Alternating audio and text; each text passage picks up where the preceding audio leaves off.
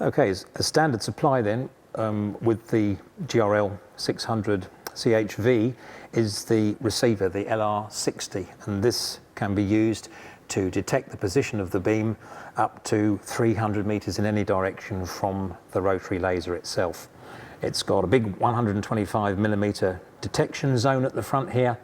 On-off button, of course, self-explanatory. You've got possibility of increasing or decreasing or switching off the beeping sound depending on where you're working. If you're out on site, of course, you need it a bit louder than if you're working indoors. And that's just pressing this speaker button here or mute.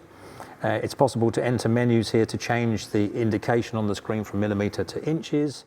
You can adjust the sensitivity of the receiver so that you can go from 0.5 millimeter right up to 5 millimeters, where accuracy may not be quite so important for some applications. It makes it then easier to position the receiver and find the beam reliably.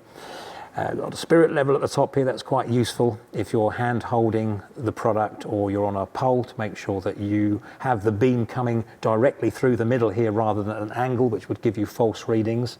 On the flip side here, you've got a hanging hook, so you could literally put that on a screw or a nail if the job requires that. You've got magnets here, so if it's a metal structure you're putting the receiver on, these strong neodymium magnets will hold the receiver in place. And you can see on the back, of course, is the usual double up display, mimic display of what's happening on the front, because quite often you're viewing this from behind so you don't cast a shadow and stop the laser from finding the receiver. Battery compartment here, and that's about it really for the LR60.